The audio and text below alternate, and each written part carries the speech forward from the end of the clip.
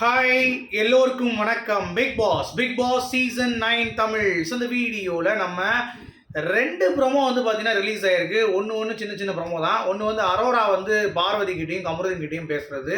அடுத்து நம்ம ஆதிரை எஃப்ஜே கிட்ட பார்த்தீங்கன்னா பேசுறது, எஃப்ஜே அவாய்ட் பண்ணுறது. இந்த ரெண்டு விஷயம் தான் லைவ்ல நடக்குது.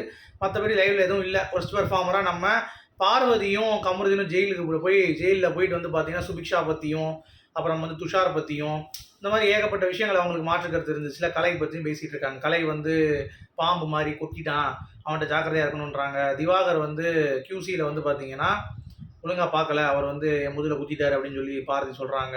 அப்புறம் கமருதீன் துஷாரை பற்றி பேசிகிட்டு இருக்கான். துஷார் ரொம்ப ஓவராக பேசிகிட்டு இருக்கான் அப்படின்னு சொல்லிட்டு. அப்புறம் அவனும் கலையை பற்றி பேசிகிட்டு இருக்கான். அந்த மாதிரி ஒவ்வொருத்தவங்களை பற்றி பேசும்போது சுபிக்ஷா பற்றி பேசும்போதும் திருப்பியும் பார்த்தீங்கன்னா ஒரு விஷயம் வருது. அதாவது சுபிக்ஷா அந்த அளவுக்கு ஒரு போட்டியாளரே கிடையாது, அவெல்லாம் வேஸ்ட்டு சப்பை, அந்த மீனவங்கிறத மட்டும் அவள் கரெக்டாக யூஸ் பண்ணி கேம் ஆடுறா, அவளெல்லாம் தோல் வைக்கணும் அப்படின்ற மாதிரியான டிஸ்கஷன்ஸ்லாம் போயிட்டு இருக்கு வழக்கம் போல். ஓகே, வெளியே யாராவது ஸ்கிட் பண்ணலாம், வெள்ளிக்கிழமை ஆயிடுச்சு அப்படின்னு சொல்லிட்டு ஏதோ டிஸ்கஷன் போயிட்டு இருக்கு. அது நம்ம அதுக்கடுத்து வரப்போ வருவோம். இப்போ ரெண்டு மெயினான டாபிக். ஒன்று பார்த்தீங்கன்னா அரோரா நம்ம பார்வதி கிட்ட பேசிகிட்டு இருக்காங்க. அப்போ பார்வதி யாரோ சொல்லி கேட்டிருப்பாங்க போல, இந்த மாதிரி கமருதீன் கிட்ட நான் பிரச்சனை தாண்டி பழகிறேன் அப்படின்னு சொல்லிட்டு. அதாவது ஒரு பவுண்டரி செட் பண்ணல, ஜாலியாக பார்த்தேன்னா பழகிட்டு இருக்கா அப்படின்னு சொல்லிட்டு. நீ எப்போ கேட்குறேன்னா நீ பவுண்டரி செட் பண்ணியிருக்கியா?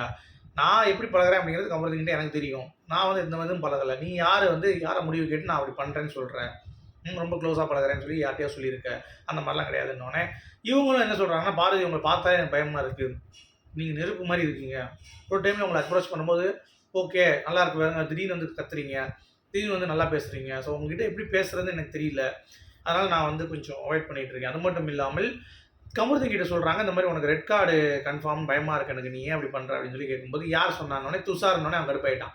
துஷார் எப்படி அவன் சொல்லலாம், அவனே ஒரு டம்மி பீஸ், அவன்லாம் ஒரு ஆளான்னு சொல்லி பேசும்போது, இல்லைடா நீ நடந்திருக்க அந்த ரியாக்ஷன்ஸ்லாம் பார்க்கும்போது எனக்கு பயமாக இருக்குது, அவன் சொல்கிறத வச்சு கனெக்ட் பண்ண முடியுதுன்னொடனே நீ யார் கவலைப்படுறதுக்கு அப்படின்ற மாதிரி நமக்கு தோணுது.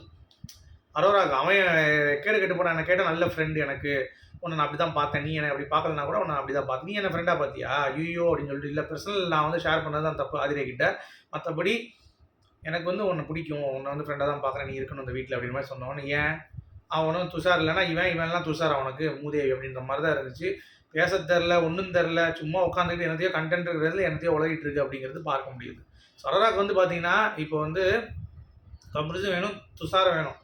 துஷாரோட கேமையும் ஸ்பாயில் பண்ணியாச்சு. இப்போ கமருதீன் ஏதோ கொஞ்சம் அங்கிட்டு பேசிகிட்டு இருக்கான், அவனோட கேமையும் ஸ்பாயில் பண்ணுமா அப்படின்றது தான் பாயிண்ட். இன்னொன்று என்னன்னா, பார்வதியோட கேம் ஆடி கமருதீன் பாயிண்ட் போகுதுங்கிறதையும் ரெஜிஸ்டர் பண்ணிட்டாங்க.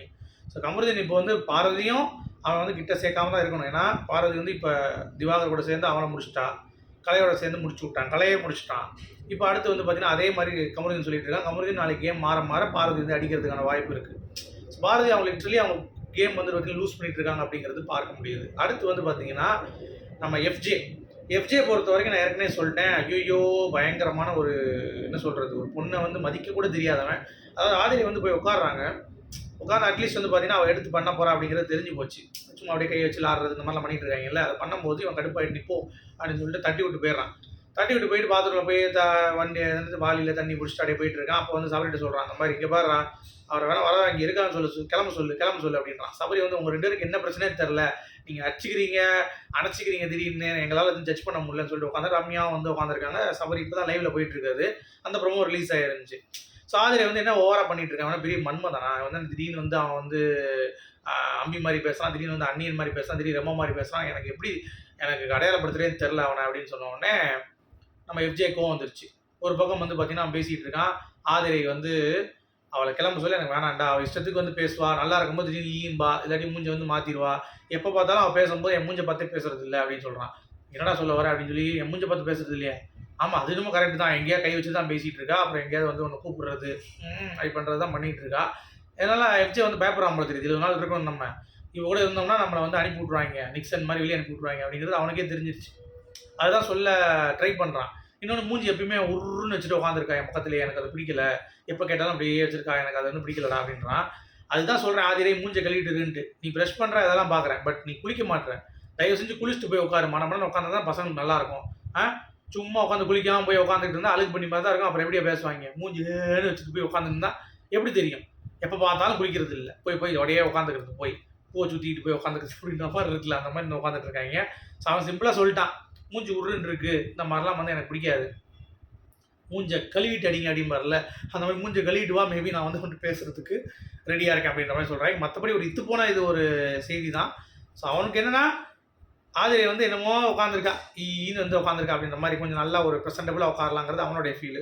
இவ வந்து ஆதிரை பெரிய மன்மத குஞ்சு அப்படின்றான், என்ன அலைய விடுறான் அப்படின்ற மாதிரி இவளுடைய ஃபீல். அவ்வளோதான், மற்றபடி வேறு எதுவும் இல்லை. உங்களுடைய கருத்துக்கள் இது என்னங்கிறத சொல்லுங்கள். மீண்டும் சந்திப்போம்.